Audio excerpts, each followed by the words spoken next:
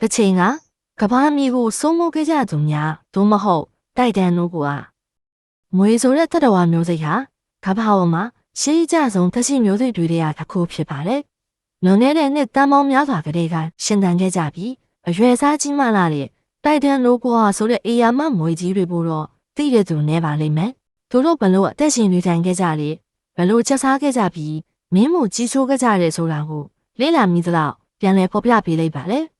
တိုက်တန်းတို့ဘွားတွေဟာလွန်ခဲ့တဲ့နှစ်တန်ပေါင်း60ကျော်ကတည်းကအသက်ရှင်နေထိုင်ခဲ့ကြတဲ့အေယာမမွေမျိုးရိုးဖြစ်ပါတယ်။ခုခေတ်အကြီးဆုံးမွေမှတ်တမ်းထက်နှစ်ဆရှည်ပြီးအကြီးဆုံးဆိုတဲ့မှတ်တမ်းဝင်စပက်ကြီးမွေတစ်ကောင်ထက်လေးစားပိုလေးပါသေးတယ်။ဒိုင်နိုဆောတွေကမ္ဘာပေါ်ကပျောက်ကွယ်သွားပြီးနောက်ပိုင်းမှာတောင်အမေရိကတိုက်ကိုပထမဆုံးအုပ်ချုပ်ခဲ့ကြတဲ့ဒါရဲကြီးတွေအဖြစ်လဲပညာရှင်များကမှတ်တမ်းပြုခဲ့ရတာပါ။မကြာသေးတဲ့2009ခုနှစ်အတွင်းကကိုလံဘီယာနိုင်ငံနာဂိုရာခီရာရှိဆယ်ရီယန်ဖော်မေးရှင်းမိုင်းတွင်ဆောက်လုပ်ရေးလုပ်သားများသည့်အစောပိုင်းခေတ်မှာရုပ်ကျွင်းရိုးစုတွေကိုရှာတွေ့ခဲ့ကြပါလေ။တွေ့ရှိမှုတွေထဲကမှအေယာမလက်ကြီးများ၊မြေချောင်းကြီးများ၊ငါးကြီးများနဲ့တွားတောတတဝါမျိုးစိတ်တွေလည်းပါဝင်နေခဲ့ပါတယ်။မြေချောင်းမျိုးစိတ်နဲ့ဆက်နေလို့ယူဆရတဲ့ကြောရိုပိုက်စာတွေကိုဆက်လက်လေ့လာကြည့်တဲ့အခါအေယာမမွေမျိုးစိတ်ဖြစ်နေကြောင်းကိုသိခဲ့ရပါတယ်။ဆက်လက်စူးစမ်းလို့သောစိတ်နဲ့မွေတစ်ကောင်လုံးရဲ့ရုပ်ကျွင်းကိုရှာတွေ့ဖို့စူးစမ်းခဲ့ကြပါသေးတယ်။သတင်းပတ်အနေနဲ့အကြမှာကြောရိုရှိဘယုံနမူနာများစွာနဲ့အတူဦးကောင်းပုံကြီးတစ်ခုကိုတွေ့ခဲ့ကြပါတယ်။နောက်ပိုင်းမှာယခုအချိန်ထိရှားပွေတွေ့ရှိမှုအလုံးထဲမှာအကြီးဆုံးမွေဖြစ်တယ်လို့သူတို့တွေကကောက်ချက်ချနိုင်ခဲ့ကြပါတယ်။ရင်းတို့ရဲ့အလွန်ကြီးမားတဲ့အရွယ်စားနဲ့ပတ်သက်ပြီးလေ့လာမှုတွေဆက်လုပ်ခဲ့ကြသလိုတွေ့ရှိခဲ့တဲ့ဆယ်ရီယန်တောနန်ကိုလည်းတိုက်တန်နိုးကွာဆယ်ရီဟန်စစ်လို့သိပ္ပံအမည်ပေးခဲ့ကြပါတယ်။ဒီမွေမျိုးစိတ်တွေဟာလေ့လာမှုသမိုင်းမှာအလွန်အရေးပါတဲ့အပြင်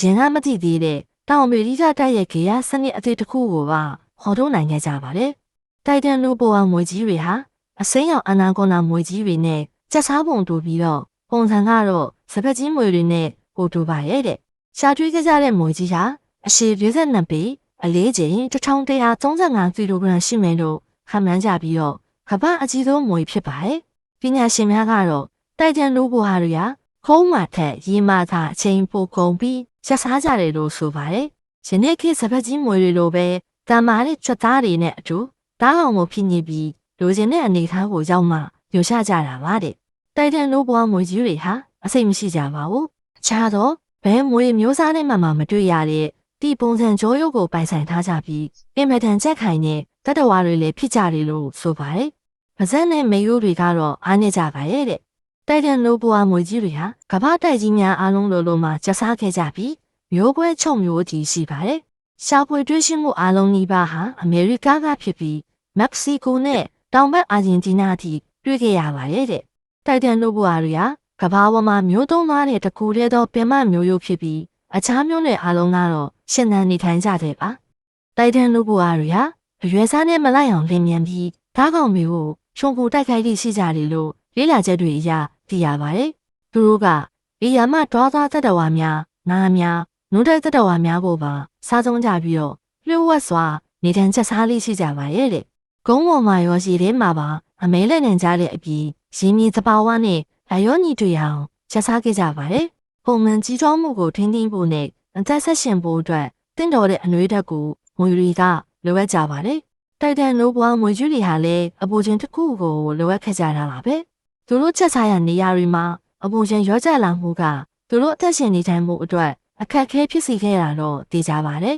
။သမုဒ္ဒရာရင်စီးကြောင်းတွေပြောင်းလဲမှုကဘာကြီးအေးခဲ့လာမှုစားရတွေနဲ့ရည်ဆိုင်ခဲ့ရတဲ့ပေယာမမွေကြီးတွေဟာရှင်သန်နိုင်မဲ့နေရာဒေသကိုရှာရင်းနဲ့လွန်ခဲ့တဲ့နှစ်တန်းပေါင်းများစွာကတည်းကကဘာမြေပေါ်ကနေပျောက်ကွယ်သွားခဲ့ကြပါပြီ။တိုက်တန်နိုးပွားတွေဟာအခုချိန်ထိဆက်လက်ရှိနေကြအောင်လားဆိုတာကိုတော့သိပ္ပံပညာရှင်တွေရောလေ့လာသူတွေကိုယ်တိုင်သိကြတဲ့အဖြေမပေးနိုင်ကြပါဘူး။အခုချိန်ထိဝေဝါးစွာလည်းအဖြေရှာနေရတော့မှာသူတို့မရှိကြတော့ပေမဲ့ဒီမွေကြီးတွေဟာဟိုတိတ်ကဘာကိုစိုးမိုးခဲ့ကြတာတော့သိကြပါတယ်။အံ့ဩစရာတွေနဲ့အတူကြောက်ရွံ့ထိန်ရစရာတွေကိုလည်းရန်သားရင်းခဲ့ကြပါတယ်။သူတို့ရဲ့ကြောက်ပြည့်ချိုခြင်းတွေကိုလေ့လာပြီးလက်ရှိကဘာကမွေတွေနဲ့နှိုင်းယှဉ်ကြည့်တဲ့အခါတက်ရှိတွေဟာခရဆက်ကိုအချိန်နဲ့မျှကွဲပြားပြောင်းလဲသွားပုံကိုသိနိုင်မှသေးတယ်။တိုက်တန်နိုးပွားတွေ ပြန်လဲရှင်တဲ့လာနိုင်ကြသလားဆိုတဲ့မိဘုံကိုလေလူတွေရမ်းကိုစိတ်ဝင်စားနေကြပါလေသိမ့်ဖန်ကြီးကြအဖေတကူကတော့တမိုင်းမတင်ကြီးနှစ်တန်းပေါင်းများစွာကလေးကတိုက်တန်လိုဘွားကြီးတွေပြန်လာဖို့အတွက်ကဘာကြီးပုံမျိုးဖို့လိုအပ်ပါတယ်တိုက်တန်လိုဘွားတွေအပြင်အခြားသောတရဝါကြီးတွေဟာကမ္ဘာအပူချိန်မြင့်တက်လာခြင်းမှာပြန်လာနိုင်ကြပါလိမ့်မယ်ဒါပေမဲ့သိပ္ပံပညာရှင်ဒေါက်တာကားလော့စ်ဂျာရာမီတို့ကပြောခဲ့တာမှာတော့ဒီတရဝါကြီးတွေပြန်လဲရှင်သန်လာနိုင်ကြီးအများကြီးရှိပါတယ်ဒါပေမဲ့မျိုးစိတ်တစ်ခုဖြစ်ထွန်းမှုအတွက်ဘူမိဗေဒအချင်းလိုအပ်ပြီးနှစ်တန်းပေါင်းများစွာကြာအောင်မယ်တဲ့သူတို့ပြန်လာခြင်းမှာရောကျွန်တော်တို့တွေရှိပါအောင်မလား